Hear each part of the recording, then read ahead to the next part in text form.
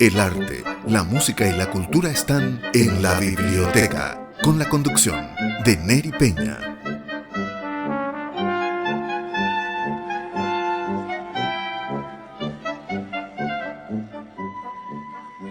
Y seguimos con más de la biblioteca aquí por Ñandutí TV. Recuerden, canal 17 de Tigo, todos los sábados después de Casa Abierta, a las 18 horas, por supuesto, la biblioteca por Ñandutí TV. Y los domingos, a las 14 horas, por la 1020 AM, Radio Ñandutí. También pueden seguirnos en el Facebook, nos buscan como la biblioteca PY, por supuesto me dan me gusta y van a estar informados de todo lo que tenemos en la biblioteca. Y en el canal de YouTube, a mi nombre, Neri Peña. En el Facebook pueden ir dejando sus comentarios, sus mensajes, que vamos a ir interactuando. Y por supuesto, esta misma entrevista la van a encontrar en el diario digital de Ñandutí, www.ñandutí.com.py y en las redes sociales de la radio. Ahora seguimos, reitero, recién hablamos de Mi General, mataron al embajador uruguayo. Está con nosotros Juan Marcos González, historiador, abogado. Y ahora vamos a hablar de este libro, El Monstruo, Vida y Muerte de Amancio Legal. Juan Marcos González, el espacio es tuyo. Amancio Legal aparece en mi vida en una visita en el Museo de la Policía, porque mucha gente no sabe, pero la Policía de Paraguay tiene un pequeño museo ahí sobre la calle 25 de Mayo, casi Brasil. Y me fui para recabar información sobre el caso de Gastón Gadín en mi segundo libro, el último caso de pena de muerte, y me encuentro con un maniquí, un muñeco que está ahí en el museo, y decía Amancio Legal, el criminal más horroroso de la historia del país, a quien se adjudican algo así como 37 o 44 homicidios, no recuerdo la cifra. No sabía que había un museo policial, me entero ahora. Sí, hay un museo policial que tiene cosas interesantes para ir a mirar. Claro, mira. Y ahí me encuentro con un muñeco o un maniquí cuyo nombre dice Amancio Legal y dicen que fue el criminal más sádico o más sanguinario de la historia del país. Entonces, en mi rol de historiador me interrogo si verdaderamente es cierto eso, o si lo que dice ese muñeco o fue así, no fue así, es un poco exagerado. Y me lleva esa información a las crónicas periodísticas del periodo histórico que yo supuse en donde más o menos pudo haber aparecido en la historia Amancio Legal. Y resultó ser el periodo histórico que yo más manejo, ¿verdad? Porque aparte del estronismo, y eso podemos hablar después de las líneas historiográficas cuando hablemos del Comité Paraguayo de Ciencias Históricas. Mi línea historiográfica principal es la década del 30.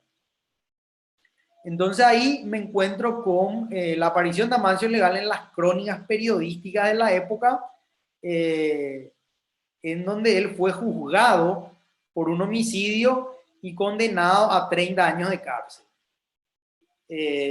Sin ánimo de spoilear el libro, ¿verdad? Las crónicas periodísticas lo pintan como un asesino serial de la época.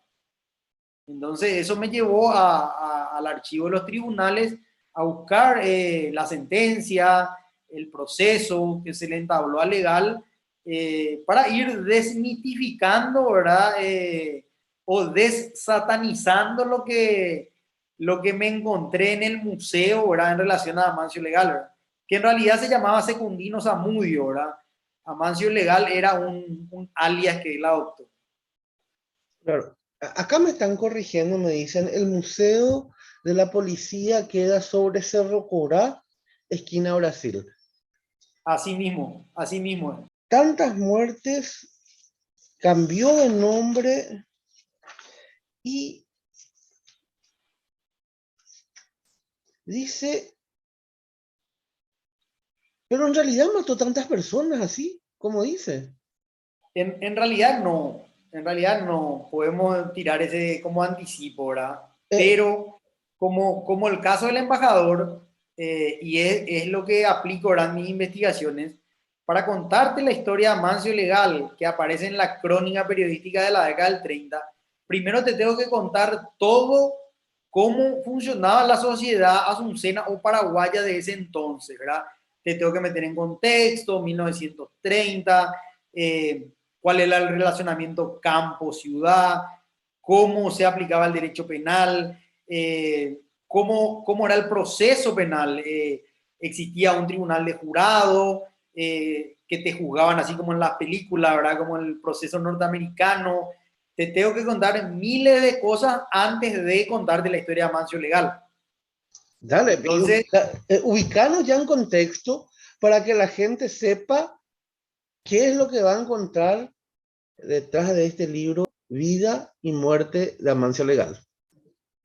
claro, el derecho penal era otro, como te anticipé, el tribunal del jurado, que era un jurado de 12 personas que no eran instruidas en derecho, como hasta hoy funcionan en los Estados Unidos, eh, se reunía en el tribunal del jurado que quedaba, volvemos a Palma y Chile, donde sucedió el atentado contra el embajador. Ahí se encontraba el antiguo Club Nacional, donde hoy está el Banco de la Nación Argentina, era el antiguo Club Nacional, donde se desarrollaban los bailes de salón en tiempos de López.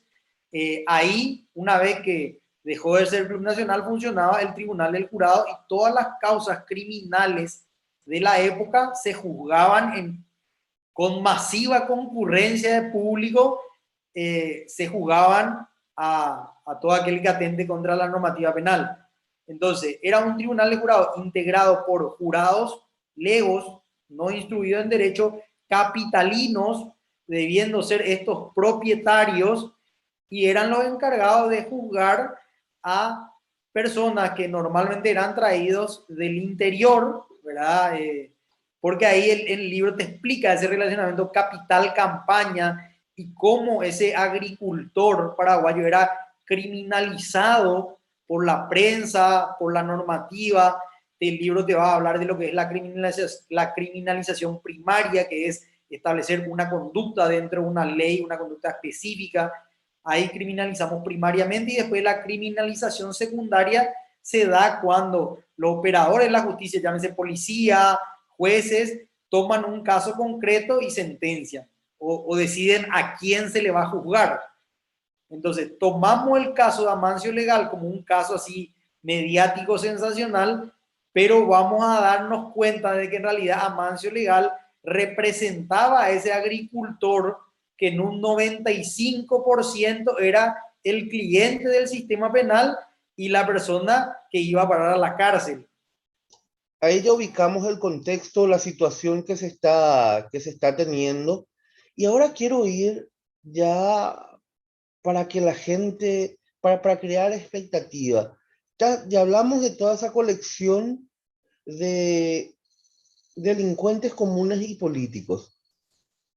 Tu primer libro, reiterame, El ¿de qué crimen del trata? cine espléndido. En realidad la colección son solamente 2 libros hasta ahora. Ujú, El monstruo, Amancio Legal, y tiene un segundo tomo que es Gringo Avigeo, ujú. que se publicó en 2020, perdón. Claro, el crimen del cine El cine espléndido, espléndido, el primer libro. claro, ese es un tema muy, muy delicado.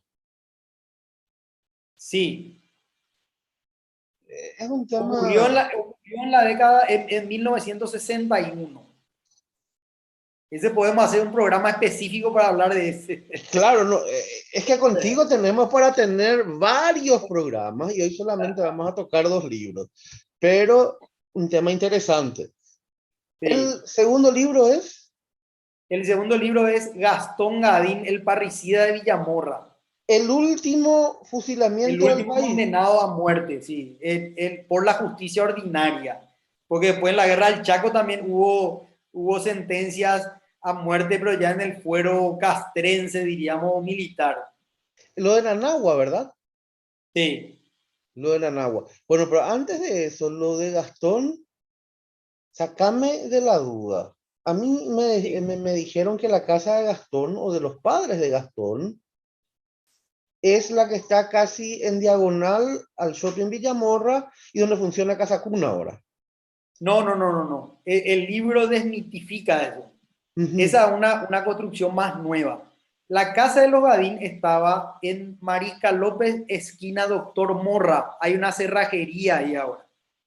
Ah, Se echó la casa. Era una construcción que quedaba sobre Mariscal López y todo lo que venía atrás, que eran como 6 manzanas, hasta el canal que está ahí por la zona más o menos, y una cooperativa que está también por ahí, eso hasta ahí llegaba la finca de los Gadis. bueno, Comenzando en Mariscal López, esquina Doctor Morra, todo para atrás, lo que hay es un restaurante de comida mexicana, todo eso atrás, cooperativa, y el canal que está por ahí, eso era toda la finca.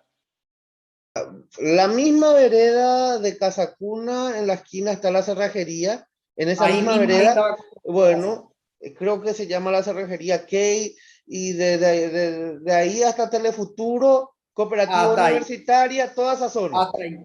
Eso era toda la finca. Ah, ya.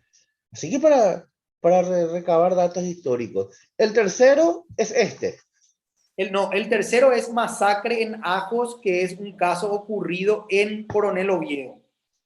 Ese es el tercero. El cuarto es el monstruo. Claro, en lo de Ajos me interesa, lo de Coronel Oviedo. Ese es un caso parecido al de Amancio Legal, en donde dos agricultores en Coronel Oviedo son acusados de haber matado a toda una familia, padre, madre y 6 hijos. Pero en realidad ellos fueron condenados a muerte sin ninguna prueba fehaciente de que fueron ellos los que cometieron el crimen. O sea, le agarraron a dos agricultores, le trajeron a la capital, le jugaron y lo condenaron a muerte. Solamente con indicios.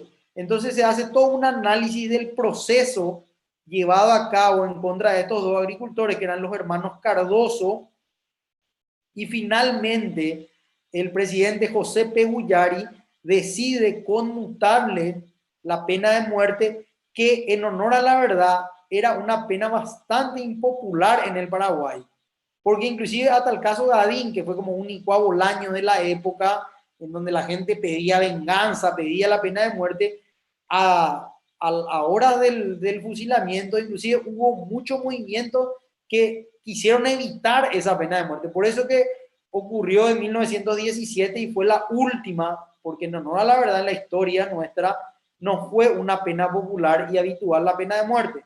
Entonces, Masacre en Ajos, el presidente José Pegullari en el año 1929 decide conmutarle la pena a los hermanos Cardosos, quienes fueron condenados por el crimen de la familia Gauto, y terminaron conmutándole la pena de muerte por 30 años de cárcel.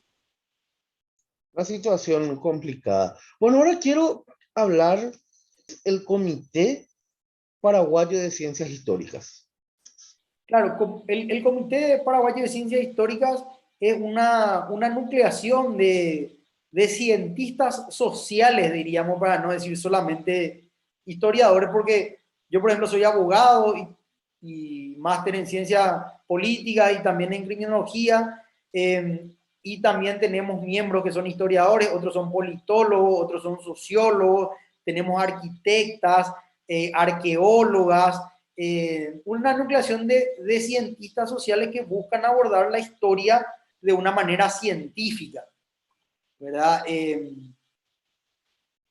Que el comité se crea en 2015 y existían otras nucleaciones, difusoras, ¿verdad? De la historia del Paraguay, pero con poco trabajo o poca publicación científica, ¿verdad?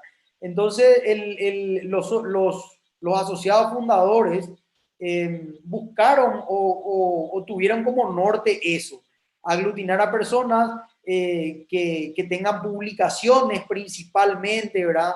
Artículos académicos y que busquen esa difusión científica de la historia, ¿verdad? Y si uno analiza lo que se denomina línea historiográfica o la línea que cultivo, por ejemplo, en mi caso, yo hago historia de la cuestión criminal.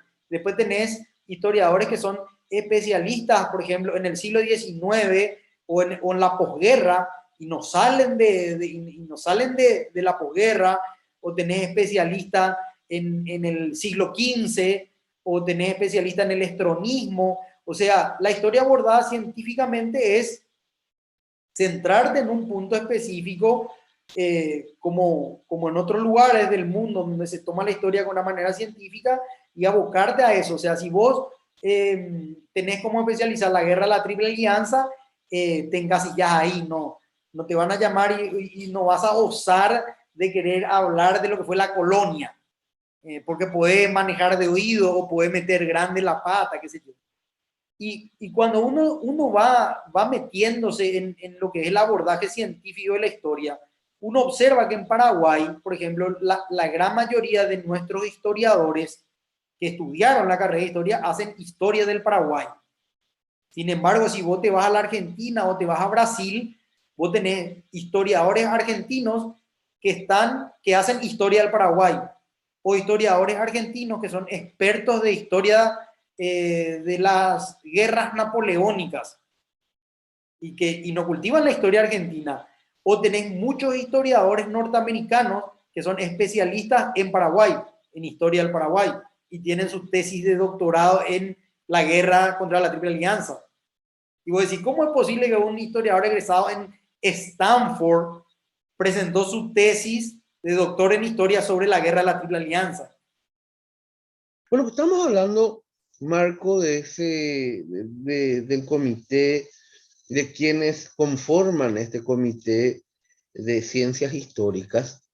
Y en realidad, los dos tenemos el mismo interés y la misma curiosidad con relación al Archivo del Terror, del Sí, sí, Museo sí. de la Justicia, donde tenemos una amiga en común, Rosa Palau. Sí, sí, sí. Rosa Palau es un monumento a la lucha contra la dictadura, y cuando yo tengo un interés particular y publiqué libros sobre la historia de Ñandutí, fui al Archivo del Terror, recuperé archivos sobre la radio, sobre los personajes que iban a la radio, sobre el nuevo cancionero paraguayo, sobre la revista Criterio. Y seamos bien honestos, la policía astronista era un desastre. Porque cuando vos comenzás a leer las delaciones, ni siquiera sabían lo que informaban. O sea, Sí, sí, así todo era mismo. comunista. Sí. Pero eso ya viene de antes, o sea, la poca educación, la poca instrucción, ¿cómo decirte? No, como que o sea, no tenían capacidad, eso sería, no tenían capacidad, ni siquiera, porque mira que fueron capacitados, o sea, llegaba dinero, fueron capacitados a nivel Escuela de las Américas, las cabezas, te digo, pero sí tenés siempre la incapacidad de para abajo, o la poca intención también de las cabezas de capacitar plenamente al subalterno también, ¿verdad? A mí me sorprende delaciones cuando lees y los informes eran lamentables, porque si bien ya era algo así como ese caballo que usa parejero, era poner lo que se quería. Y en uno de aquellos informes que rescaté fue aquel homenaje que se hizo para el cincuentenario de la Guaraña, donde estaba Juan Manuel Marcos y la gente de la segunda etapa de la revista Criterios, y se iba detallando paso a paso. En algunos informes que sí se llegaban a entender lo que se quería decir o informar, y en otros informes o delaciones salió el auto de Humberto Rubín del domicilio con la matrícula tal, regresó a, o si no, cuando se hacían las escuchas de la radio que decía la delación, habló, no sé, Ismael Rolón, y dijo esto del gobierno. Pero no, hay cosas que no tienen consistencia, hay declaraciones que en realidad demuestran lo torpe que era la policía y que ni siquiera sabían a lo mejor la mayoría de lo que era realmente a fondo lo que es ser comunista. Claro, y en mi primer libro, como te comenté, que es El crimen del cine Splendid, que está ambientado en 1961, el 80% de la fuente que utilicé son informes de la década del 60, y este señor que muere en el cine Splendid, que tenía el cargo de director de asuntos extranjeros de la técnica, era un polaco, y él dice, yo tengo uno de los cargos más importantes en la lucha contra el comunismo y la subversión y me pagan 4.000 guaraníes al mes. O sea, como que se queja de su salario y se queja de la formación que recibe, ¿verdad?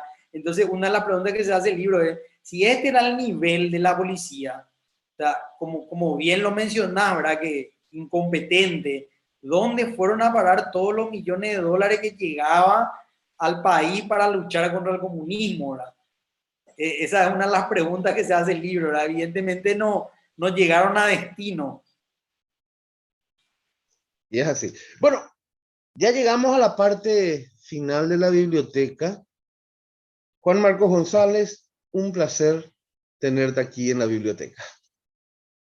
No, el placer es mío, Neri, como te digo, los libros publicados meritan cada uno un programa, así que cuando quiera estoy a tu disposición de tu audiencia, y soy yo el que se va agradecido.